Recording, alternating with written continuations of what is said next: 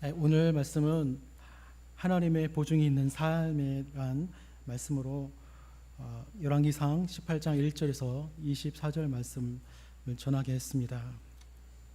이 보증이라는 얘기를 꺼내기에는 참 신중한 그런 얘기입니다.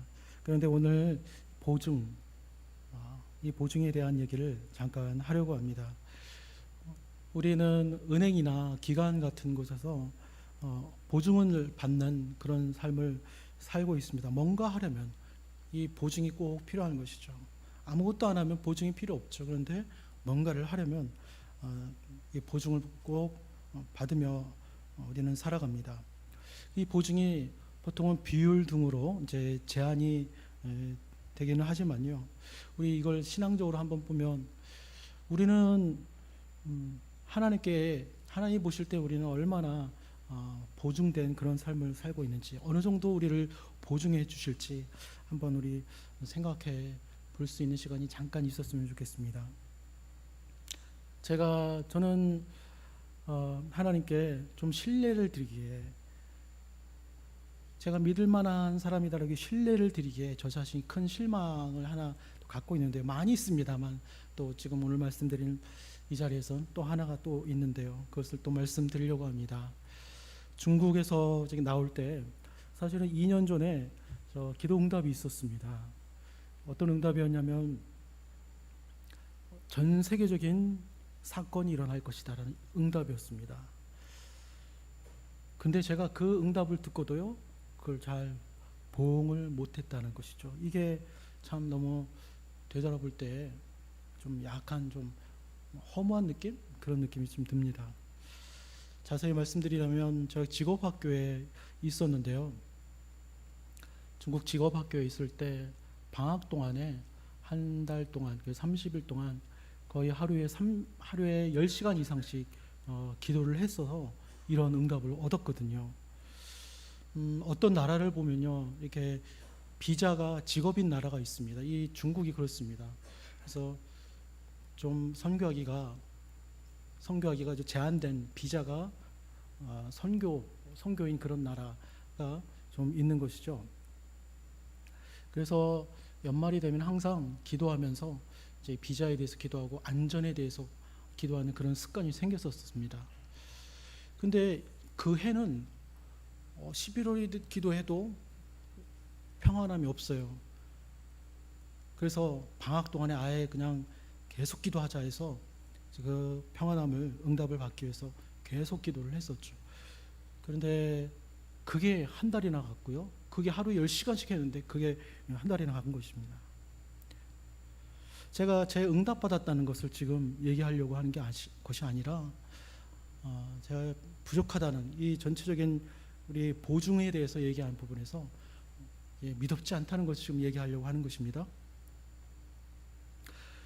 그래서 응답을 받고 열심히 제가 이제 학교 일도 하고 또 이제 선교 일도 했어요. 왜냐하면 마지막일 수 있기 때문이죠. 그 다음 해는 1년이 지나고 다음 해는 어떨지 모르니까 열심히 했어요.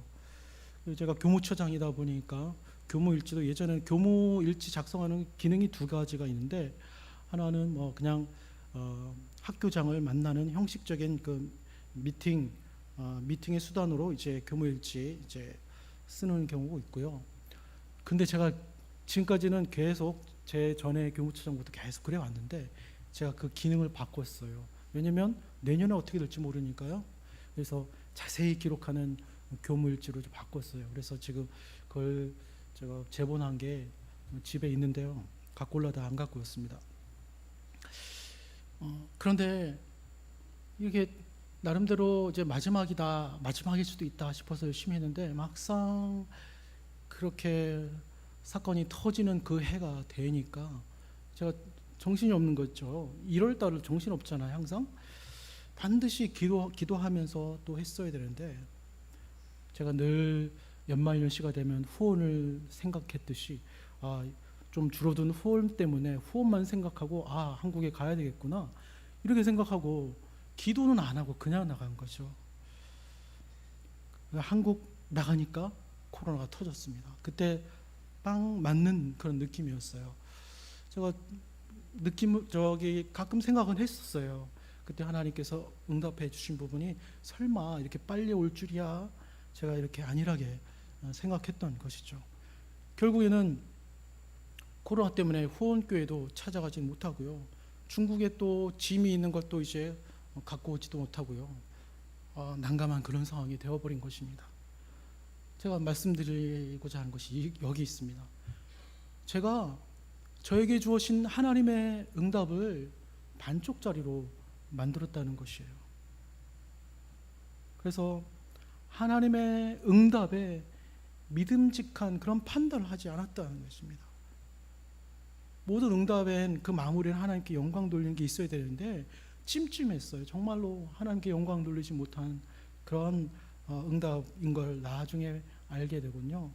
전 정말 미덥지 않구나 하는 생각도 들었습니다. 만약에 하나님께서 이런 걸 가지고 차등을 만약에 두신다면 저는 한참 자격이 미달이 되지 않을까 생각이 됩니다. 하나님이 우리를 부르시는 이유가 뭘까요? 바로 이것 때문에 그런 거죠. 우리의 친밀한 우리와의 관계 안에 들어가게 하는 것. 그리고 저는 하나님을 기쁘시게 하는, 제일 기쁘시게 하는 자로 살겠다고 얘기를 했는데 전혀 점점 분별이 약해지고 무뎌져가는 그런 모습이었던 것이죠.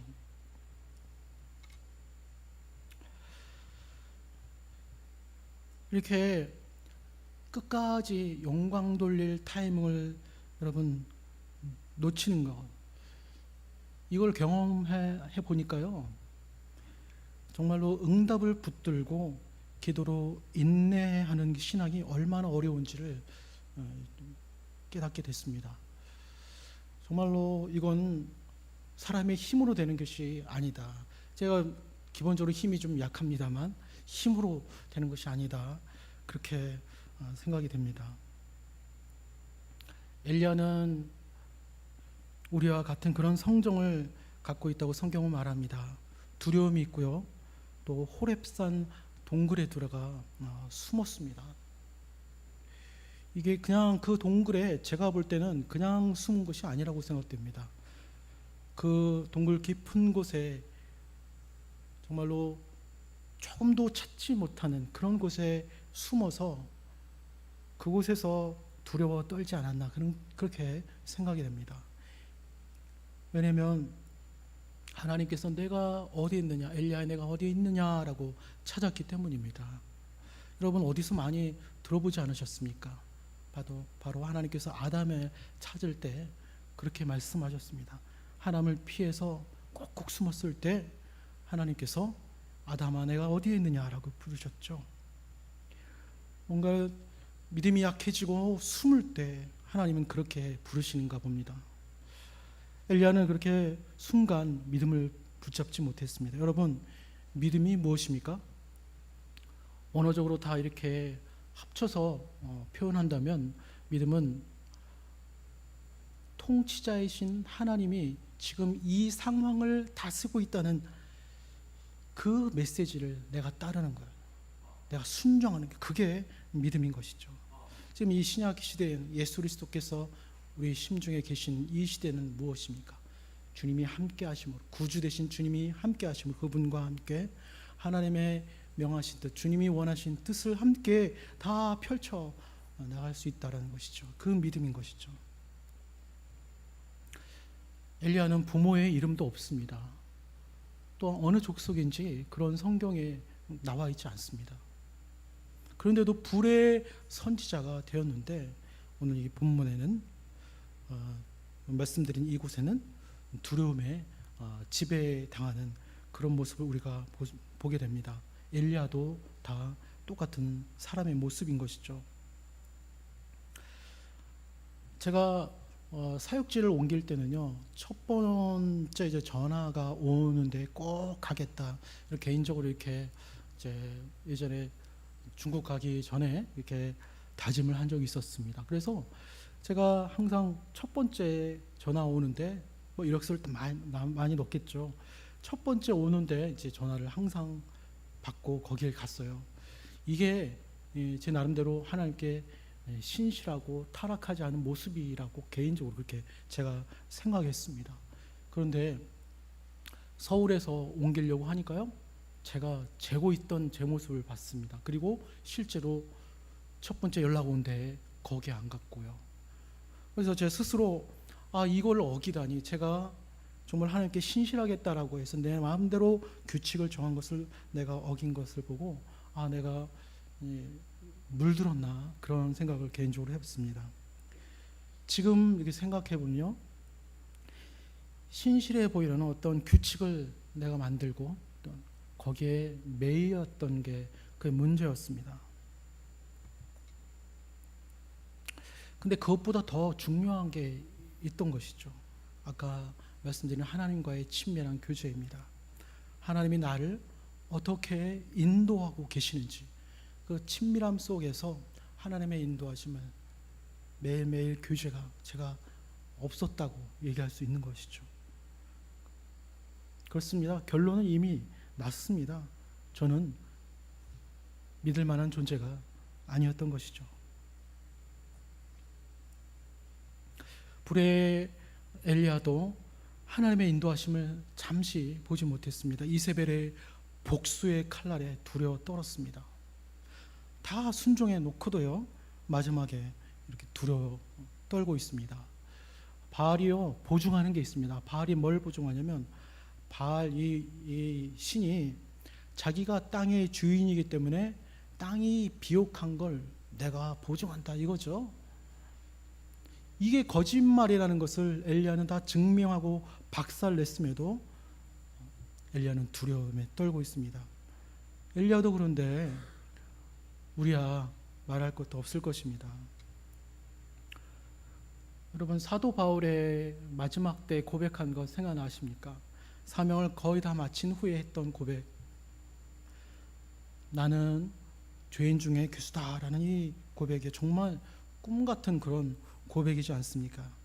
하나님께서 기뻐 받으실 만한 심중의 그 깊숙한 심중의 그 고백 말입니다.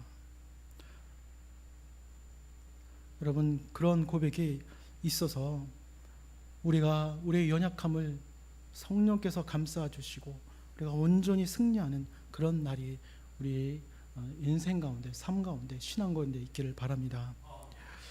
어리석은 아합 왕이 누구를 봤습니까? 엘리야를 3년 6개월 만에 대면하게 됩니다.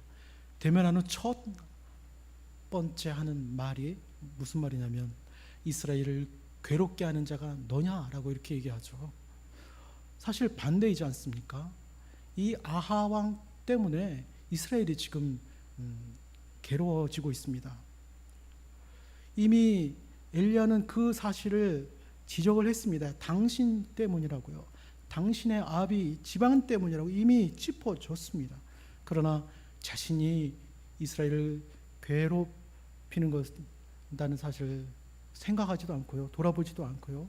그는 이미 돌아볼 필요 없죠. 왜냐하면 바알 숭배를 국교화한 그런 타락해버린 모습이었기 때문입니다. 오히려 엘리야가 자기에게 무리하게 얘기한다고 합니다. 왜냐하면요, 엘리야가 뭐라고 얘기했습니까?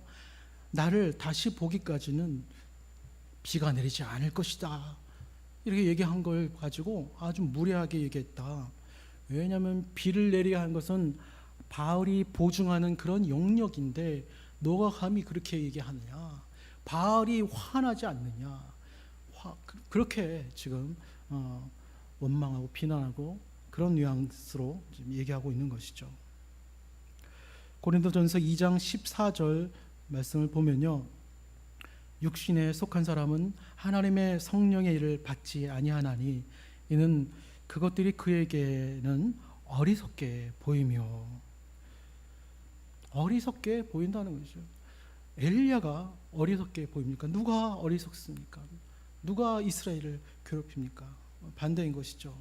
성령의 생각을 받지 않으면요, 이렇게 자기 원하는 대로, 자기 생각대로 판단하는 것입니다.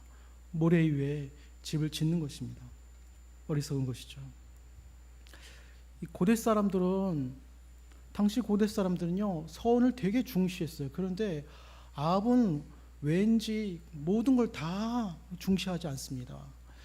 하다못해 이방인들도 이 소원을 되게 맹세를 중시 여겼거든요. 왜냐하면 이 고대 사람들 이 북아프리카에 가나안 사람들이 많이 내려가서 살았거든요. 가나안 정착존에 살았는데 거기에 아이 2만 명의 묘지가 발견됐습니다. 왜냐하면 그 카르타고의 그 시의 그 묘지는 부모들이 아이를 바치겠다고 서원한 그 아이들의 묘지였다고 합니다.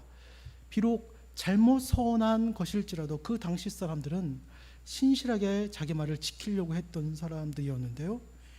이 아합은 왜 그렇습니까?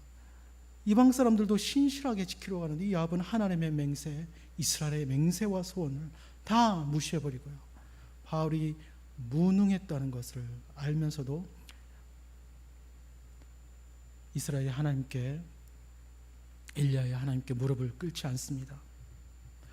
우리는 우리 심중에 계시는 성령님이 내가 완고함으로 망하지 않게 하실 줄로 믿습니다.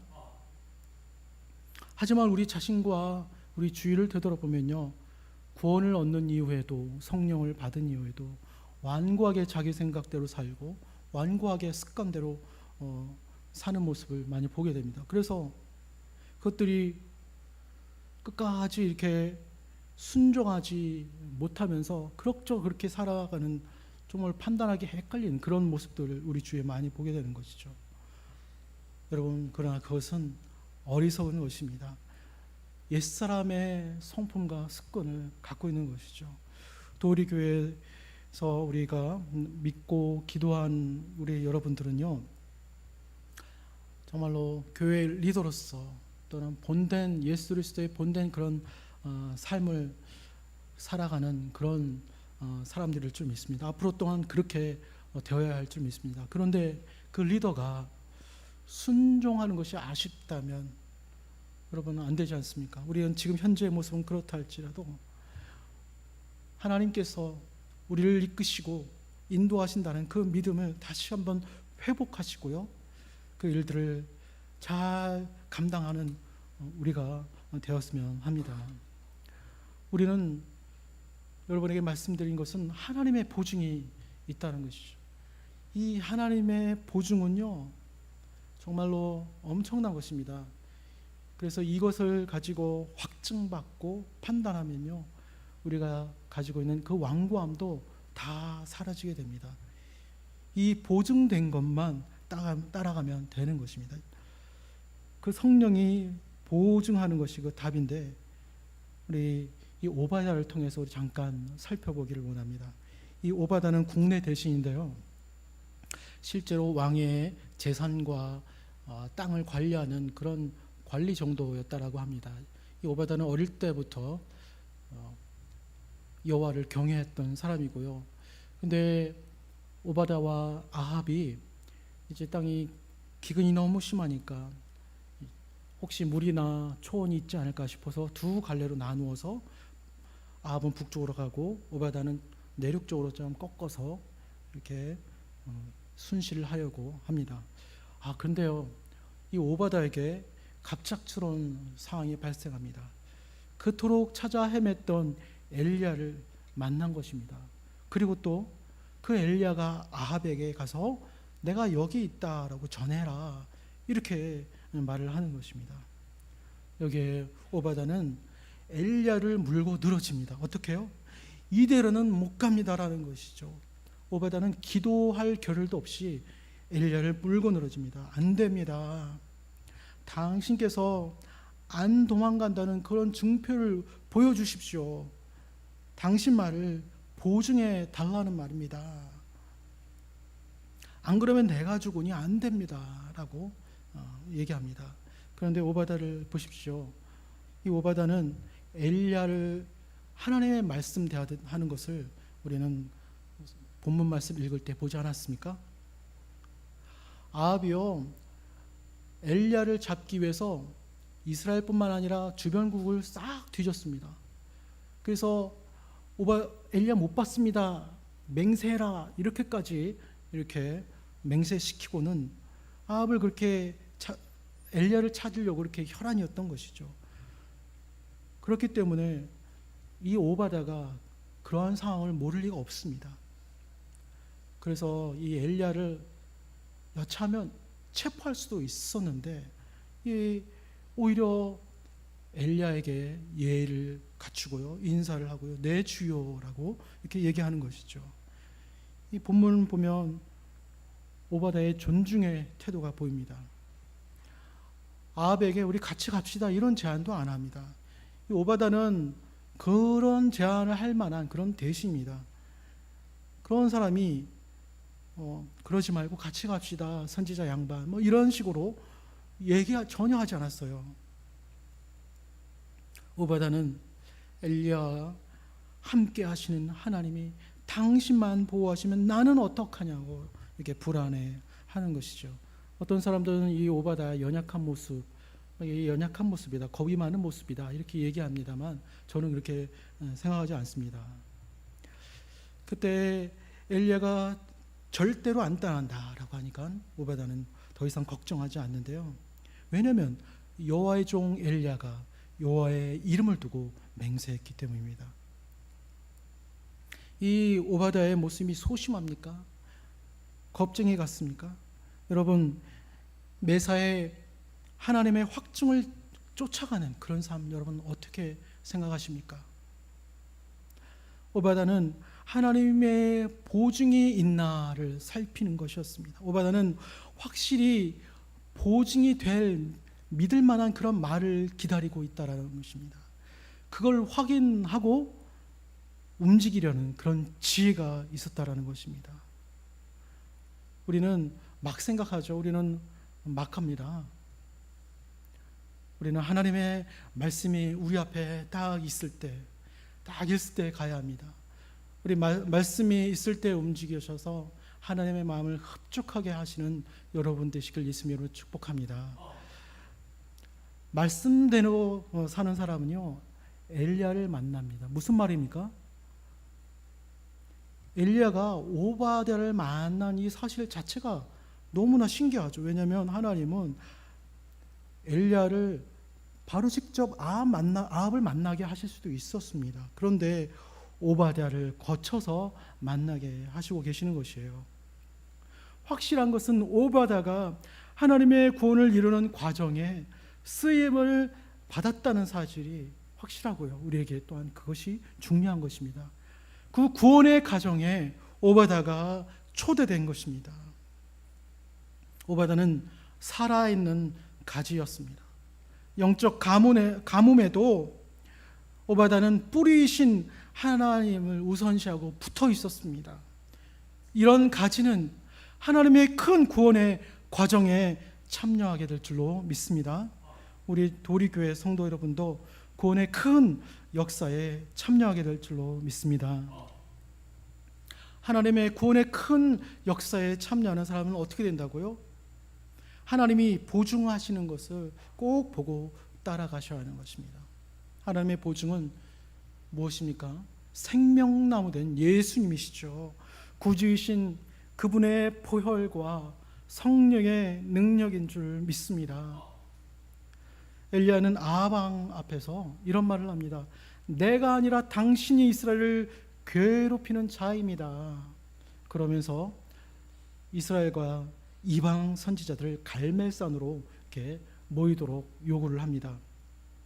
갈멜산은 지중해가 있으면 이 지중해 해변을 따라서 25km 정도 이어지는 그런 산맥입니다. 우리나라의 태백산맥과 같은 산맥에 있는 그런 산입니다. 여기에서 2000년 전 예수님이 계실 때에도 여전히 바알을 숭배했던 그런 흔적이 있는 그런 산입니다. 여기서 한판 대결을 하겠다는 것이죠. 가만히 따지고 보면 아합을 좀 괘씸해서 이 아합의 배교의 죄를 좀 처벌하는 게 낫지 않냐 그런 생각도 듭니다만, 그러나 아합을 정죄하기보다는 하나님이 명령하시던 비를 지면에 내리겠다라는 그런 하나님의 마음대로 비를 내리시는 이가 누구인지 보이게 하려고 그렇게 모이게 하는 것입니다. 여러분, 이 한판 대결로 여호와만으로는 안 된다라는 그런 혼합된 생각들도 다 쓸어버리려고 하는 엘리야의 생각들도 있었을 것입니다. 왜냐하면 이 가나안 종교, 바알 종교의 관습과 율법은 너무나 달랐어요. 이 두 종자를 섞어서 심지 말라 했는데 그 지방의 사람들은 그렇게 했고, 종교 관습이 있고요. 왜냐하면 풍요를 기원하기 위한 겁니다. 또 염소의 젖에, 어미 젖에 새끼를 삶지 말라라고 했는데, 이 사람들은 희생 제사를 드리는 과정에서 그러한 일을 행합니다. 그러니까 아마도 엘리야는 그 모든 것을 다 생각하고 다 쓸어버릴 생각을 했었을 것입니다. 사랑하는 우리 도우리 교회 성도 여러분, 오늘 본문은 이 한판 대결이 준비되어지는 그런 과정입니다. 그렇다면 전 세계적으로, 전 지구적으로, 역사적으로 최고의 한판 대결은 여러분 무엇입니까? 여러분 잘 알고 있습니다. 우리 예수 그리스도, 그 예수 그리스도의 삶에 한판 대결이 있는 것입니다. 예수님께서 십자가에 우리 대신 희생하시는 그것이 바로 그것입니다. 그 한판 승부에서 예수님은요, 하나님과 인간인 우리에게 있었던 그 영원한 언약, 그 언약을 예수님의 피로 완성시키셨고요, 또 구원하심으로써 그 완성하심을 보증하셨습니다. 그러므로 우리는 어떻게 됩니까? 하나님께서 약속하신 구약의 모든 복을 우리가 받을 수가 있는 것이죠. 그 복이 다 내 것이 되는 것입니다. 이제 하나님의 관계가 친밀해졌는데, 그저 우리가 하나님께 친밀한 하나님을 만나고자 나아가려고 할 때 그 복을 다 받을 수 있는 것입니다. 이제 예수님이 부르심에 우리가 응답만 하면요, 오바다 같은 사람도, 또한 우리도 엘리야처럼 성령에 감동된 사역을 어느 누구라도 할 수 있는 것입니다. 그런데 우리가 잘 잊어버리는 게 하나 있습니다. 이 하나님의 감동된 사역 부분에서 정말로 중요한 것인데 가끔 잊어먹어요. 그게 뭐냐면, 이 하나님의 보증된 것들 속에서는 이 거룩한 두려움도 꼭 있어야 한다는 것이죠. 누가복음 24장에 보면요, 예수님이 부활하셨는데도 이 여인들이 예수님의 시체가 어디 있는지 막 찾는 그 모습이 나옵니다. 여러분, 그때 언약이 성취되는 그 자리에 천사가 이 사람들을 깨우치죠. 여러분, 언약이 성취되는 그 자리에는 천사가 있습니다. 이 부활의 언약을 천사들이 깨우칠 때 이 여인들이 하는 행동이 무엇입니까? 두려워서 얼굴을 땅에 댑니다. 이때 히브리 원어로 이 두려움은 뭐라고 얘기하냐면 엠포버스입니다. 하나님의 보증, 성령의 보증이 있을 때 쓰는 그런 두려움의 표현인 것입니다. 우리도 성령의 언약의 보증이 있을 때 이 거룩한 두려움이 꼭 있기를 바랍니다. 매번 있을 수가 없어요. 그러나 우리는 이 두려움이 꼭 우리가 하나님께 순종하고 있다라는 그 증표와 우리가 하나님께 드리는 헌신의 보증으로 올려드려야 하는 것은 마땅합니다. 고린도후서 1장 2절 말씀을 보시면, 우리에게 인치시고 보증으로 성령을 우리 마음에 주셨다라고 하십니다. 서양학자들은 이렇게 이 성령을 선물을 받는다, 이런 말을 어떻게 표현하냐면요, 보증금을 받는다, 이렇게 은유적으로, 비유적으로 얘기합니다. 여러분, 이 엄청난 성령의 보증금을 우리가 받으면요, 떨릴 수밖에 없습니다. 두렵습니다. 갑자기 엄청난 돈, 몇십억이 나에게 딱 온다고 하십시오. 엄청나게 떨릴 겁니다. 그러나 이 성령 하나님, 이 성령은요, 투자금도 아니에요. 투자했다가 없어지는 것도 아니에요. 정말로 어느 무엇하고도 비교할 수 없는 것입니다.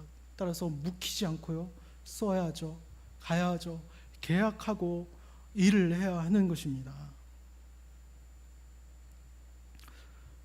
도리교회 성도 여러분, 이 어마어마한 보증금 때문에요, 우리가 어떻게 되는 줄 아세요? 아까 말씀드린 대로 성경의 모든 것이 우리의 것이 되는 거예요. 성경의 모든 말씀이 그대로 이루어지게 되는 것입니다. 내 삶과 내 삶 속에서 그대로 이루어지게 되는 것입니다. 그러나 우리가 능력이 없고 그것을 바라볼 힘도 없고, 또한 우리 기도 가운데 이것이 가능한데 기도의 힘도 없고, 우리는 그것이 있음에도 불구하고 받지 못하는 모습이 지금까지 얼마나 많이 있지 않았습니까? 그래서 우리 도리교회 성도 여러분 모두 이 두려움 가운데서 일어나는 이 놀라운 역사를 보실 수 있기를 원합니다. 도리교회가 그 증거이지 않습니까? 앞으로 더 큰 증거들이 있을 줄로 믿습니다. 언제부턴가 우리 도리교회에 오기 전에 이런 생각을 했을 것입니다. 그리스도인들은 너무 타락과 이 탐심에 잠식되고 있다. 그래서 나조차 이 타락과 탐심에 잠식되지 않을까, 좀 세상을 두려워하는 그런 마음들이 있었을 것입니다. 지금은 안 그렇겠습니다만은, 여러분, 그렇습니다. 세상에는요, 너무나 세상 것들이, 너무 좋은 것들이 너무 많습니다. 그래서 예수님은 누가복음 12장 15절 말씀에 형과 유산 다툼을 하는 그런 사람에게 탐심을 물리치라고 이렇게 말씀하셨지 않습니까? 당연히 거기에는 성령의 보증이 하나도 없는 거죠. 바울도 이제 막 믿게 된 초신자들에게 옛사람의 속성 중 하나인 이 탐심에 대해서 버려야 한다, 이렇게 말씀합니다. 이 탐심은 우상 숭배다라고 얘기하면서 에베소서, 골로새서 두 번이나 그렇게 얘기하고 있습니다. 초신자들에게는 이렇게 걸려 넘어질 수 있는 이런 장애물일 수 있습니다. 괜찮습니다. 그러나 이 처음에 성령을 받는 사람들, 그 초신자들을 이 하나님의 형상을 회복해가는 그 과정도 또한 성령께서 보증해 주시고요, 앞으로 하나님의 일을 위해 멋지게 자라나는 것도 성령께도 보증해 주신다는 사실을 잊지 마시기 바랍니다. 초신자들도요, 예수님의 피와 성령의 능력으로 하나님께 붙어만 있으면 옛사람의 욕구에 넘어지지 않을 줄로 믿습니다. 여러분, 욕구를 보니까 인정욕구, 모방욕구, 다양한 욕구가 많이 있더라고요. 이것이 문제가 되지 않습니다. 예수 그리스도 사랑 앞에서는 모든 탐심도, 모든 사단들도 다 떠나가게 될 줄로 믿습니다. 우리 예수 그리스도의 보혈과 성령의 능력은 인간의 모든 욕구와 탐심을 녹이고 태웁니다. 이것이 바로 하나님의 엄청난 보증입니다. 우리가 그리스도와 연합한 그런 사람이 되어서 로마서 8장에는 우리 구원뿐만 아니라 우리와 협력한 모든 사람들의 그런 일까지도 다 보증받는 그런 일들이 되길 바랍니다. 항상 두렵고 떨림으로 언약의 보증 잘 감당하시고, 특별히 도리교회 사명 잘 감당하시고, 우리 그 입으로 예수 이름으로 얘기하는 모든 것들도 성령이 보증한다는 것을 잊지 마시고 승리하시는 여러분이 될 수 있기를 예수님의 이름으로 축원합니다. 기도하겠습니다.